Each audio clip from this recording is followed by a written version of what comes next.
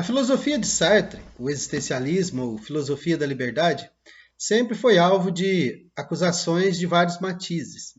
Ela foi alvo de críticas marxistas, de críticas do âmbito da antropologia, do âmbito da história. Mas é interessante notar que quando se pensa a filosofia de Sartre no século XX, a crítica mais comum é acusá-lo de ser um moralista, no sentido negativo, evidentemente. Como se Sartre, como uma espécie de padre medieval, tivesse a pretensão de dizer ao homem e à mulher do seu tempo, ou dizer aos homens e mulheres de todos os tempos, que há algo a ser feito, que o homem tem determinadas características e que elas devem ser cumpridas. Mas isso é absolutamente inadequado quando se trata da filosofia da liberdade, parece até contraditório. Sartre, ele de fato propõe uma ética.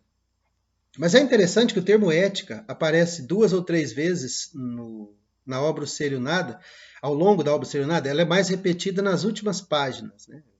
Finalzinho da conclusão, a segunda parte da conclusão, por título Perspectivas Éticas, Sartre vai falar bastante de ética, mas voltando ao longo do texto, né, nas outras 700 páginas, o que se tem são 2 ou 3 referências e são indiretas. Uma delas é Spinoza, outra eu nem me lembro claramente, mas uma delas, essa é importante, quando Sartre fala que o Heidegger estava tentando fundar ontologicamente uma ética. Então, que o ser e tempo seria a fundamentação de uma ética que, inclusive, teria a morte, né? Ser, Dasein é ser para a morte, teria a morte como essa finalidade. E Sartre é fundamentalmente contrário a isso, justamente porque não cabe dizer qual é a finalidade, qual é a teleologia, para que é o ser humano. Se a gente diz isso, a gente sim estaria estabelecendo uma ética essencialista, uma ética fundada em alguma crença, em alguma essência humana, do tipo, o homem é criatura divina, por isso ele realiza aquilo que Deus estabeleceu. Nós já sabemos, a filosofia da liberdade ela é ateia, no sentido de que nega, né, que possa haver uma divindade ou algum princípio racional superior, e entrega ao homem e à mulher a liberdade, que é o poder de constituir o sentido de seu mundo. Mas dito isso, se ainda que o Ser e o Nada não seja uma obra dedicada à ética, Sartre até, logo depois do Ser e o Nada, escreve, né, nos cadernos para uma moral, uma proposição, uma proposta, eu trabalhei bastante esse tema no meu pós-doutorado em 2016, justamente porque Sartre ele propõe uma ética que tem uma série de características próprias. Eu vou falar ainda dela, é a ética do porvir.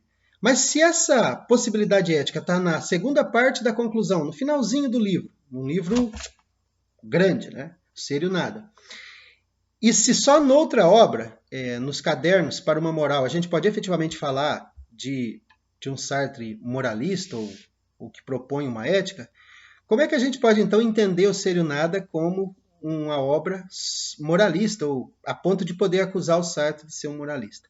Isso nós já sabemos, de certo modo, a partir daquela maneira como em O Existencialismo e o Humanismo, Sartre tratou a questão do nosso engajamento na história, da nossa inserção na história. Ele diz ali que cada escolha de cada indivíduo é a proposição que esse indivíduo tem do que deveria ser o homem. Nesse sentido, o homem, a mulher, claro, o ser humano. Se alguém age entrando num partido comunista ou num partido cristão, num sindicato, ele diz sindicato cristão ou comunista, essa pessoa está tomando uma decisão e dizendo aos outros homens e mulheres, façam como eu. Então Sartre tem essa prerrogativa de uma ética encarnada.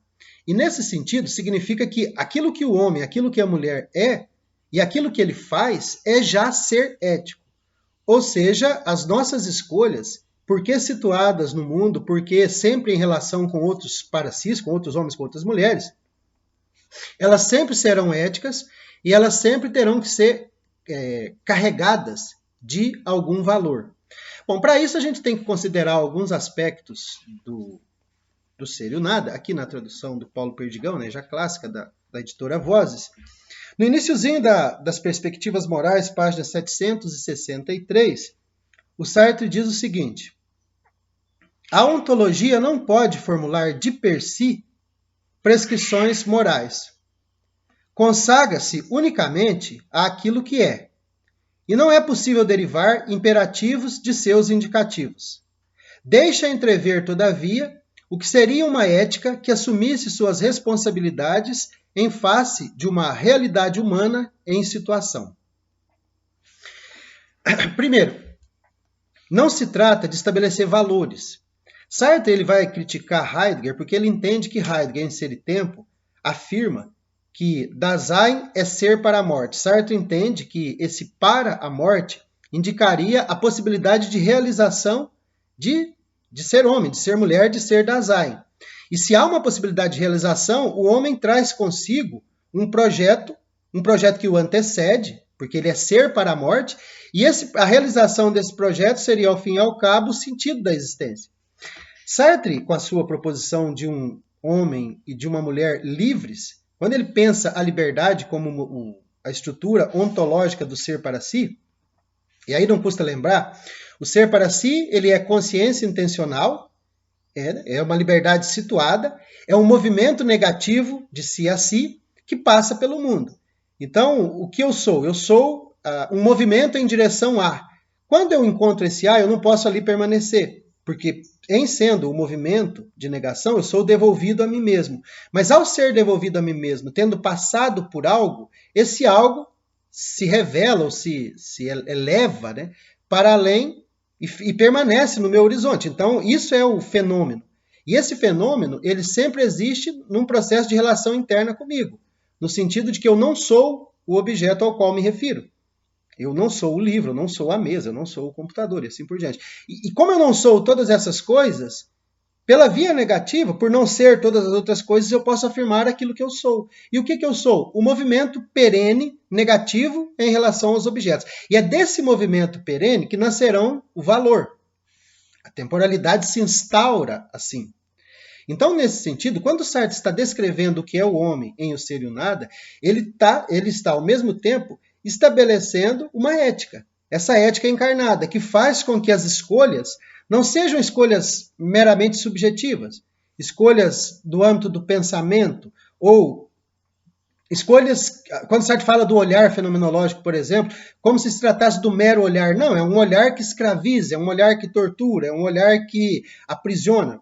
Do mesmo modo, a relação com os outros homens, as outras mulheres, as escolhas que são feitas, elas interferem na existência dos outros, no sofrimento do outro. O sofrimento ele é sempre provocado, né, nesse jogo de liberdades. Então, nesse sentido, nós somos responsáveis, e é isso que a gente já viu lá no existencialismo e no humanismo, o ser humano, o homem e a mulher, pelo seu modo de ser no mundo, pela sua maneira de existir, ele é a fonte de todo o valor. E em assim sendo, ele é seu passado, só para lembrar, ao modo de não sê-lo mais, isso é ser para si, e ele é seu futuro ao modo de não sê-lo ainda. O homem, ele está nesse átimo entre aquilo que ele foi e aquilo que ele será, tendo, com respeito ao foi, nenhuma possibilidade ativa, eu não posso alterar o que foi. Por isso Sartre chama o passado com a característica do em si, daquilo que se identifica consigo mesmo, e por essa razão, aquilo que eu fui, aquilo que eu fiz, não tem volta, né? Não tem como ser desfeito. Só que, por outro lado, e esse presente ele é um fluir, né? Eu sou essa fruição, eu estou em constante movimento em direção a. E esse A, ele acaba sendo infinito, porque toda vez que eu alcanço algo que eu chamo de objeto, esse algo fica e eu sou devolvido a mim mesmo. Então, esse é um movimento da consciência intencional. E é desse movimento de consciência intencional que aqui, né, em O Ser e o Nada, Sartre começa pela análise da interrogação, que leva à negação, e dessa negação Sartre mostra uma total positividade do ser e, ao mesmo tempo, uma quase que total negatividade desse para si. Só que esse para si carrega em si essa dubiedade de ser ao mesmo tempo em si, porque ele é seu passado, ele é seu corpo, né, que é existido como corporeidade. Daí porque eu não posso mais falar em tempo. Tempo é algo que existe independente do ser para si, do homem e da mulher. Temporalidade é aquilo que o homem e a mulher instauram no mundo e faz com que a gente compreenda o mundo de maneira temporal. É por isso que o tempo tem uma duração, e essa duração é vivida. Vivida por nós, para si, mas a maneira como nós a vivemos é a maneira como nós fazemos o mundo existir. Então, se há muito tempo, se há pouco tempo, se esse tempo é ruim, se esse tempo é bom, é sempre algo que nós levamos, né, com o nosso ser, porque somos temporalidade, ao mundo. E os outros homens, outras mulheres, evidente, fazem a mesma coisa. Isso faz com que a ética seja, então, parte constituinte do que é o ser para si. Diferentemente do Dasein, que é ser para a morte, quando Sartre pensa o para si, ele não é para nada, ele é para si. Né? Ele não tem uma finalidade a ser alcançada. Caberá a ele, a cada momento, dizer o que ele deverá ser. Isso se aplica, evidentemente, ao projeto individual de ser. Quando a gente pensa o homem, pensa a mulher situados, o que eles são, senão aquilo que eles escolheram até aquele momento. E o que eles serão? Aquilo que eles escolherem daquele momento em diante. É evidente que há uma relação de repetição entre aquilo que eles foram e aquilo que eles são ou pretendem ser. Né? Nós tendemos a repetir aquilo que nós já fazíamos antes. Essa é a condição da situação. Então, eu fui acostumado, por exemplo, a comer arroz e feijão em todas as minhas refeições. Isso é um hábito, né, que foi constituído por meu pai e por minha mãe, mas a permanência desse comer arroz e feijão está inteira, né, ligada à minha escolha. Só que eu vou dizer que pelo fato de eu estar habituado a comer isso, seria ruim mudar. E eu vou tender a permanecer comendo isso, mas nada obriga. Ah, mas a situação econômica obriga. Não, o que custa o arroz e feijão poderia ser comido em macarrão, talvez até num preço mais barato. E é um prato único que talvez sobrasse, por conta de não ter que consumir arroz e feijão, apenas o macarrão desse para ter um molho de tomate junto. A questão é que a escolha ela está sempre ligada a esse passado, mas não está determinada por esse passado. É isso que interessa. É claro que eu não posso fazer saltos, então não há saltos no ambiente da existência individual, como não há saltos na história. A história não pula, o homem não faz saltos, a história da humanidade não faz saltos, mas ela segue, né, uma cadência de acontecimentos. Essa cadência pode ser foi lida como causalidade, uma coisa gera a outra e tal, depois foi lida de maneira dialética da história, mas fundamentalmente, dirá Sartre, independente do que tenha ocorrido, a fonte originária é a liberdade. Foi o homem e a mulher que escolheu o que vale. O homem, o que vale a mulher. É por isso que a gente, quando pensa o processo do racismo, ele é algo que foi compartilhado por todas aquelas pessoas daquelas épocas em que o racismo, que permitia a escravidão, vigorou. Depois, quando a escravidão é abolida e o racismo permanece, a gente tem, de novo, né, a repetição de um passado.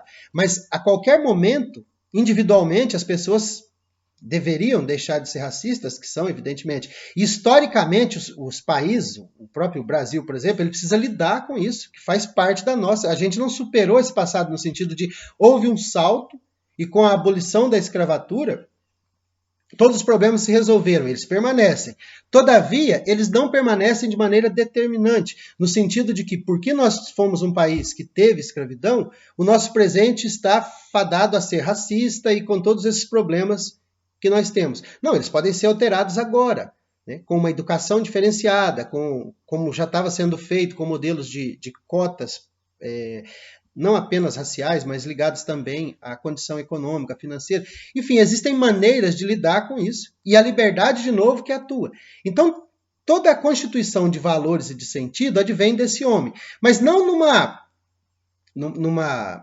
tábua de valores ou num código que fica guardado numa estante, dizendo o que deve ser feito e o que não deve ser feito. O homem e a mulher, claro, eles já são, no que eles são mesmo, escolhas. E essas escolhas elas permeiam valores no mundo humano. Sou eu que mostro com o meu ser as minhas escolhas aos outros homens e mulheres e digo a eles, façam como eu faço. Essa é a melhor maneira de ser homem, de ser mulher. E ao fazer isso, eu estou dizendo ao outro, isso é mais ou menos o que acontece nas famílias. Os pais ensinam os filhos assim. Mas é também o que acontece em sociedade. Os valores que os pais e avós viveram tendem a ser o nosso desafio. E nós olhamos para eles e os vivemos ou não de maneira livre. Então, nós também, e a cada momento, somos aqueles que escolhemos o que vale, né, o valor de cada coisa, e não apenas escolhemos como um ato consciente, né, um ato subjetivo, mas escolhemos porque encarnamos, porque fazemos existir no mundo.